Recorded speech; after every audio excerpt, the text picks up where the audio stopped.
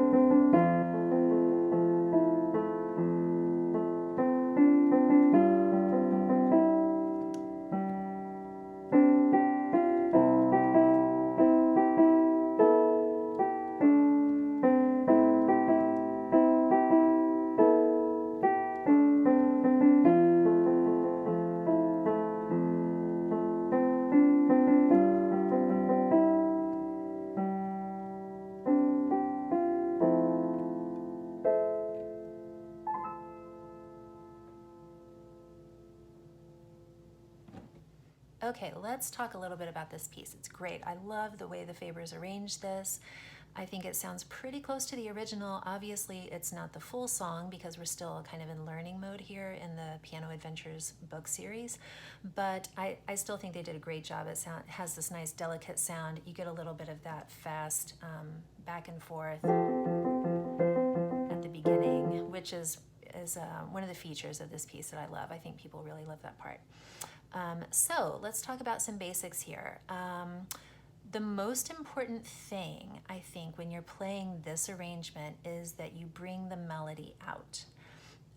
A lot of times when I've been working on this with some of my piano students, they'll be practicing it, they'll bring it back to their lesson, and they'll say, will you please play this for me, because when I'm playing it, it doesn't sound right. And then I'll play it, and they'll say, that doesn't sound anything like it does when I play it. And most of the time it's because they're playing every note with the same level of volume, the same loudness, and so the melody gets lost and it just sounds kind of odd and clunky. So it might sound something like this. It's just a lot of left hand, and it's kind of, you know, it sort of like drills through your ears, and you're kind of like, whoa, that's a lot of notes. Where's the song? Well, the song is in the C's. Heart beats fast, colors and prom. So the singer is always singing the C. That's where the melody is. So you really have to concentrate on bringing the C out. And that's not the only note happening. Of course, your left hand is playing a lot of notes, and your right hand is playing more notes than just the C. So if possible, if you can, lean into the C to make it stand out more. And it's with your pinky too. You might shift your fingers over so you get a different finger if you really want to try, like maybe finger 3. So you have to bring your left hand back, make it a lot softer than the right hand. This is not easy to do. It's going to take some practice. Don't be hard on yourself if you start off kind of clunky with it. And then just keep going. Keep playing so that your left hand gets a chance to pull itself back. If you always look for perfection at the beginning, you're just going to be frustrated because it might not be perfect at the beginning for quite a while. You need to, practice it a little bit more and get more accustomed to the feeling of one hand playing softer than the other, especially when you're just listening for one note. So if you can bring out the C,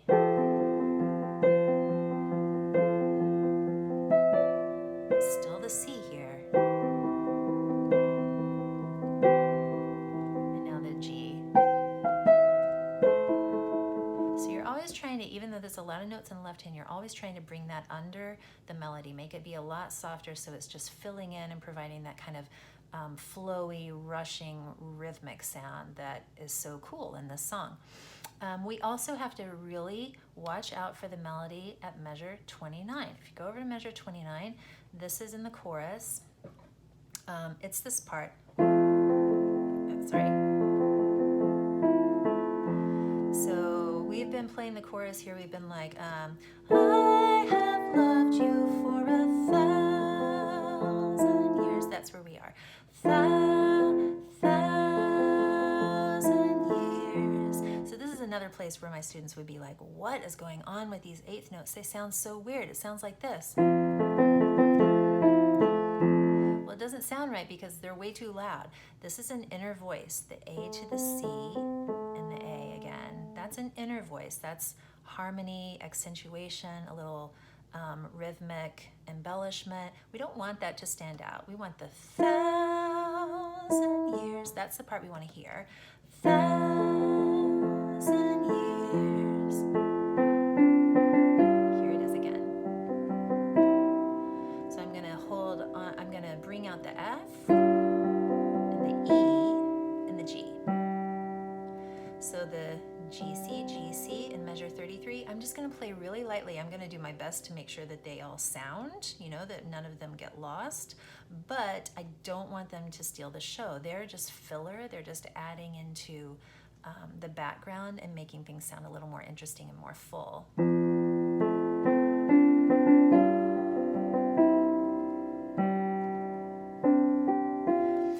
Difficult, but I'll tell you what, if you can master that, making the inner voices softer and the left-hand accompaniment softer and bringing out the melody, you will be on your way to being a much better player. And the thing about this is if you can bring out the melody, it's so much better for your listener. Your listener, whoever that is, your friends, your family, your audience, whoever, they're going to have such a better time listening to your music, and they're not necessarily going to know why. They're just going to be like, that sounds really nice. And it's because you're bringing the melody out to them. You're helping their ears know what to listen for, and so they can relax. But if all of the notes are the same volume level, the listener, even though they might know the song, they still have to kind of fight to hear the melody clearly and easily, and that's stressful. And so no one really likes listening to that. So as a pianist, since you have 10 fingers, you have the ability to play a lot of notes at once, but only one note is typically going to be really important, and that's whatever the melody note is on that beat. And so you kind of have to learn, as you're getting more advanced, how to bring that melody out. And that's a really special thing that pianists do. A lot of people don't know that we do that, but we do it, and it makes the listener enjoy the music so much more, and it's better for you too. It feels better, it sounds better, you know that what you're playing sounds pretty good, and you can be more confident with it. So I think that studying this piece in particular is really good for learning how to bring out the melody. A couple other things I'll just go over here rhythmically are some syncopated measures where we have eighth notes tied to quarter notes. It happens in measure 4 and 8, 10, and then many measures over on the second page, 21, 22. So the way you count those, starting off here at the beginning, we're counting 1 and 2 and 3 and, right? 1 and 2 and 3 and, 1 and 2 and 3 and, 1 and 2 and 3 and, 1 and 2 and 3 and. So it's 1 and 2 and 3 and, 1 and tied to 2 and 3 and, 1 and 2 and 3 and, 1 and 2 and 3 and, 1 and 2 and 3 and, 1 and 2 and 3 and. This is similar, but the tied eighth note is in a different place in the measure, so it's 1 and 2 and 3 and, 1 and 2 and 3 and. It just gives it a little variety, and that's how she sang it. How to be,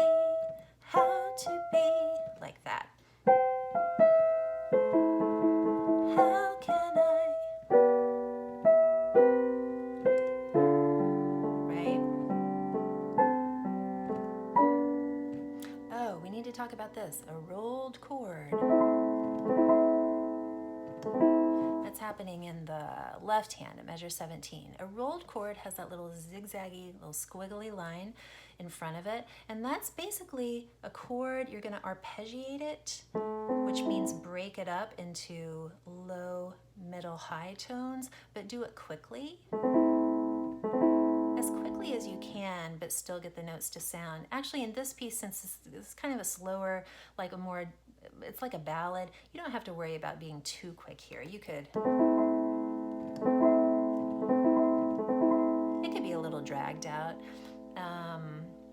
So what we want to do, the right hand is not rolled, so it's going to happen when you hit this final E, which is like the actual beat there. Just do the best you can with it. If you've never played a rolled chord before, this will be a good place to practice. I like to also practice the opposite way. So I practice going up and going down. Give your brain two different ways to think about it, the up way and the down way. I guess you could do some kind of middle out. I don't really know the benefit of that. I think the opposite way is the most helpful. And you're going to have another rolled chord at the end, the very last measure, when you're playing this A minor chord with your right hand, and then you go up an octave for the final A minor chord. It's rolled. So low, middle, high. Just practice it. Practice the opposite way.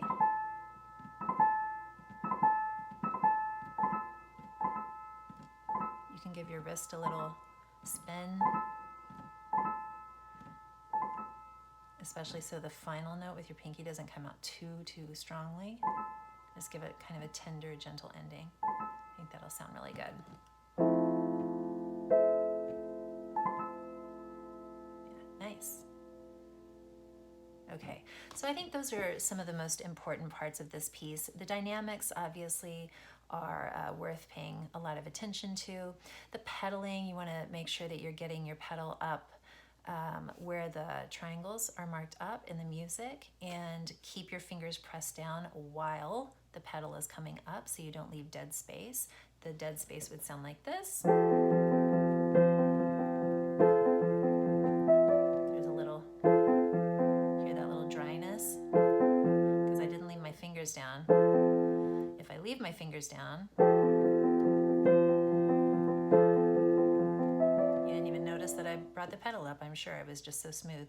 So you do have to leave your pedals down, even if it's just for eighth notes. Leave your fingers down while the pedal is coming up quickly and going back down. The pedal is really quick, do like that, but your fingers need to stay down, or else you'll get this kind of like dry, empty gap where there was no sound or no continuous sound because there was nothing being held and the pedal came up and released everything. So watch out for that as well.